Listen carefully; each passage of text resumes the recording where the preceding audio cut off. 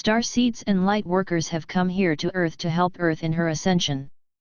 They're not a new innovation because they have been incarnating on Earth for a long time, steering the people of this planet towards higher consciousness. In duality, there's a positive side and a negative side to being a starseed/light worker.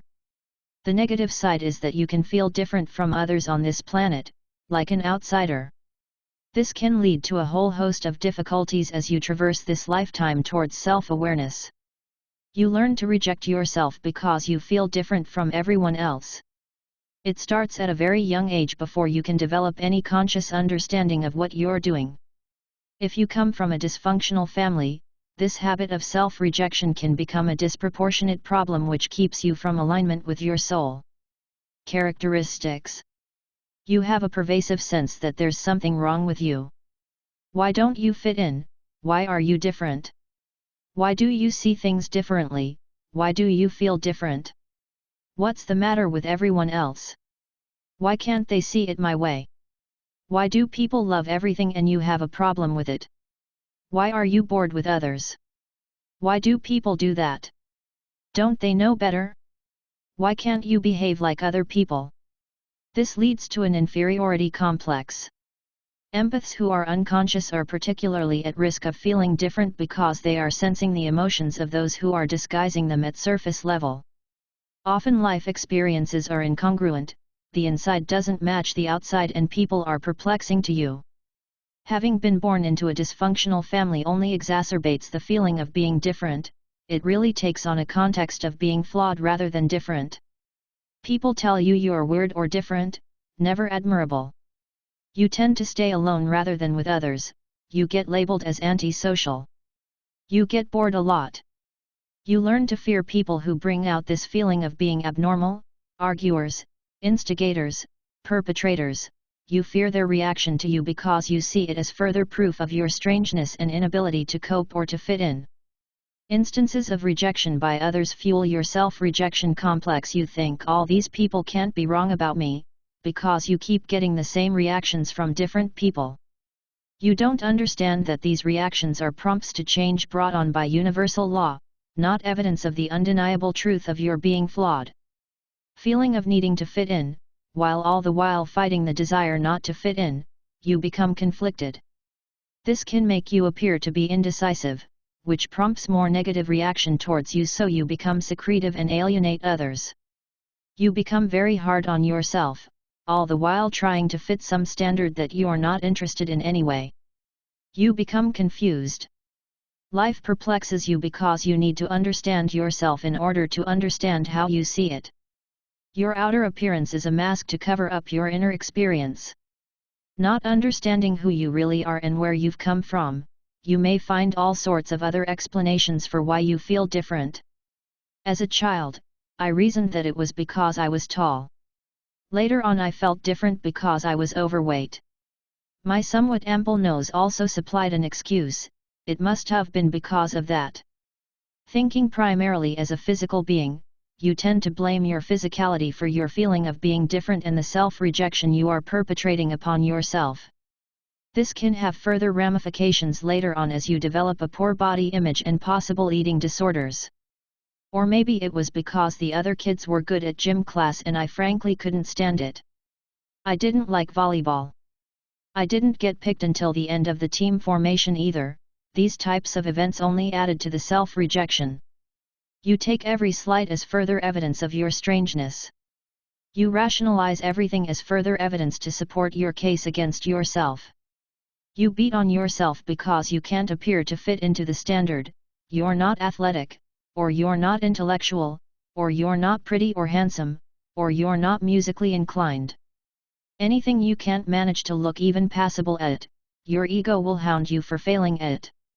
When we begin to develop telepathically, when we begin to understand we see things others can't, when we begin to understand that we live in a world that others don't comprehend and worse, one that they think is imaginary or foolish, this can add to the self-rejection. When it became apparent I had psychic abilities as a teenager, that was another thing that made me different and set me up to further reject myself. As a teenager, I wanted desperately to fit in but hung out with the out crowd because that's how I felt, like an outsider. Understand that your attempts to fit in tend to repress your budding multidimensional abilities and slow down your awakening. Not accepting what you are capable of inhibit these abilities. You are literally in a battle between wanting to fit into your earth life and blooming into the starseed/light worker you were born to be. I sensed that being different would not help me in future. I feared being different, but I was fearing my destiny.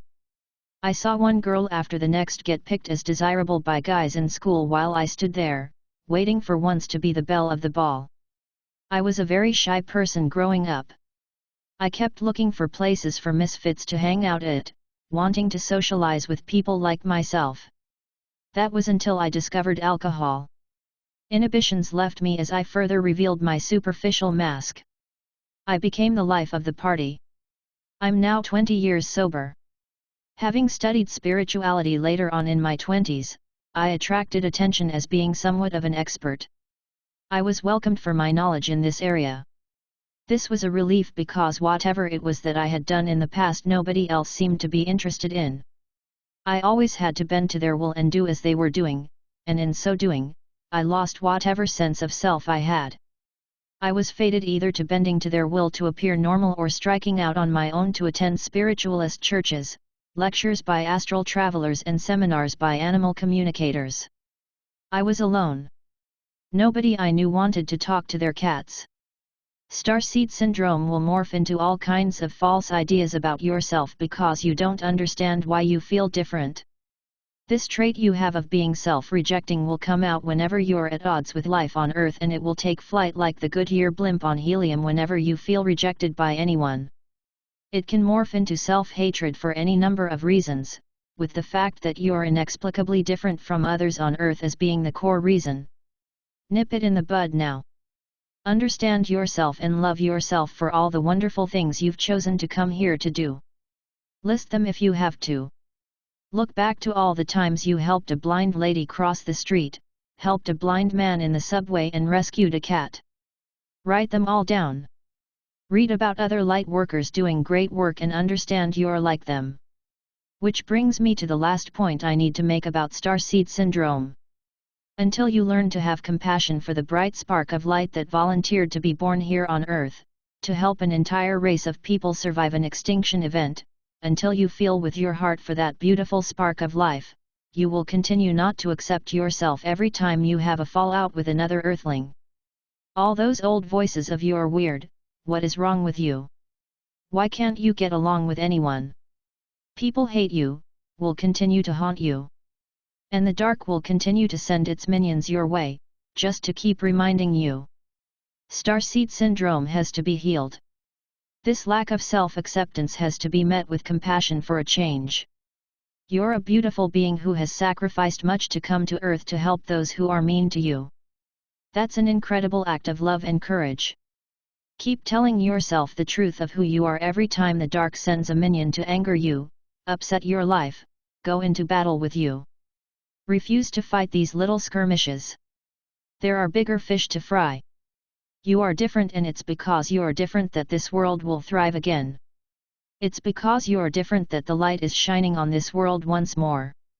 When you learn to embrace the positive things about yourself and understand that the negative things are ideas you surmised out of ignorance at a time in your life when you were developing and didn't know any better, you can then let them go.